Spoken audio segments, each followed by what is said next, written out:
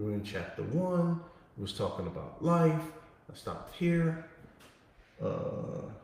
Where is it? I lost my train of thought now, folks. John.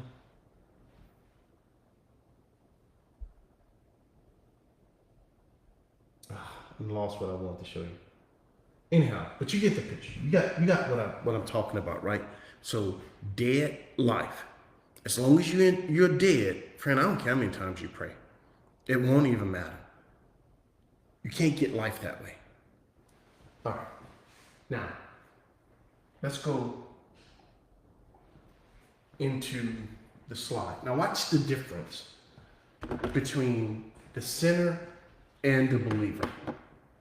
So in that same chapter, 1 Corinthians chapter 2, right? It talks about the believer now. Watch this. I have not seen, starting at verse 9, nor have ear heard. Why have I not seen? That's what you need to ask. So when you read this, why not, Lord? Because everybody is born blind. That's why eyes have not seen. Nor hath ear heard. Why not? Because we are all born deaf.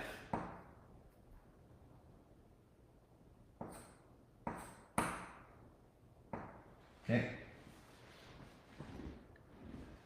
Nor hath entered into the heart of man. Why not? Because we're born dead.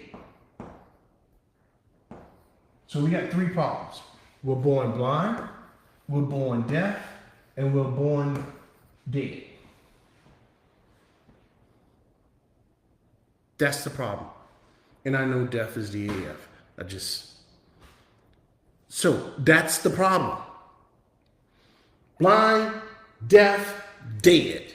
You can't overcome that, friends.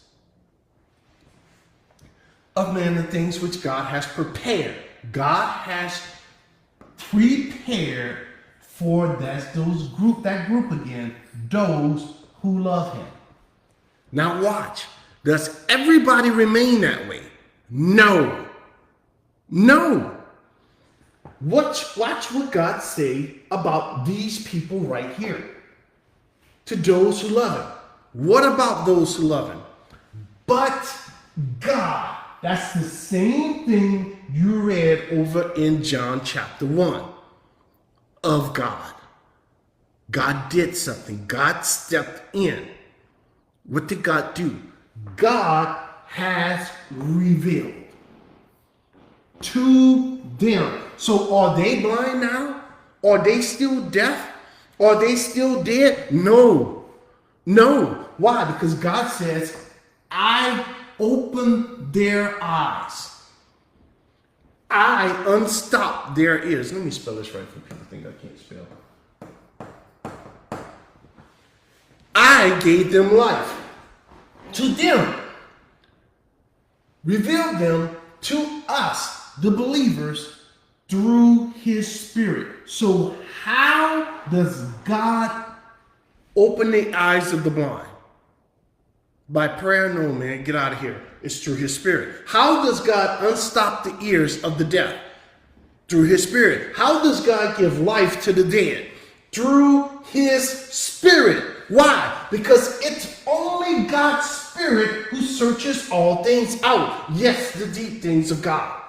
For what man knows the things of man except who? The spirit of the man which is inside of his body. Friends, there's a spirit living inside your body. That's the one you talk to every day. That's the one who questions your behavior. That's the one who accuses you or excuses you. You think you're talking to yourself, and you are. But there's somebody living on the inside that body. That's why you're talking to yourself.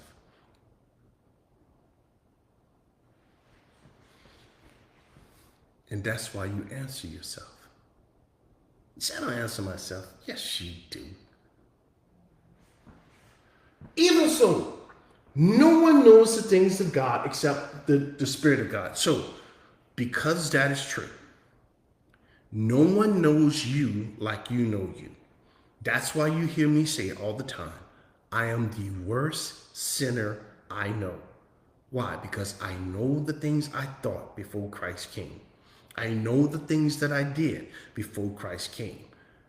You don't know. And you never know. Why? Because I'm never going to tell you. And because it doesn't matter. But I know. I know my thoughts now. That they're not perfect. Do you know that? No, you don't know that. You can only assume. You can only make, you judge me like you judge yourself. Because you know you have some thoughts that's not right. But we try to think about this book. No one knows. Here's that word again. Right here. Look. No. Intimacy. No one knows you as intimate who knows all your secrets. Everything about you, friends. Who knows you? That spirit living on the inside of your body. That rascal knows everything about you. And if he told people, everybody else, about every thought you had, you never come out of your house. You never speak to another person. You wouldn't want to ever be seen. Well, I'm talking about Kevin. Oh, you too. Anyhow, that's that knowing. Intimately knowing the things of God except the Spirit of God. That's why you can't get it anywhere else. Now look, what about us? We have received. Wait a minute, Kevin. I thought the Bible says no one can receive. It does say that. That's exactly what it says. Right here. Look at this.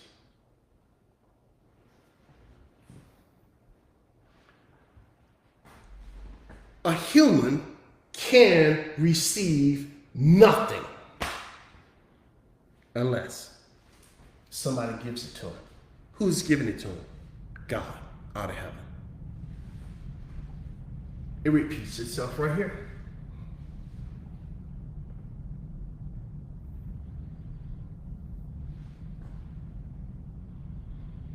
But as many as have received him, to them he gave to become the right to become the children of God, to those who believe in his name, who were born. How did they get born?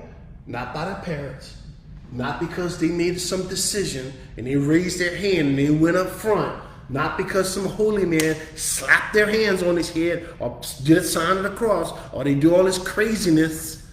What in the world? But of God. And you can get some man to sprinkle you all day long. Whatever you want to do, doesn't matter. The Bible says, it makes it absolutely clear, you must be born, that is created, and it has to come from God. You can only receive it by the Spirit of God. You can't conjure it up in yourself. Why? Because it's not there.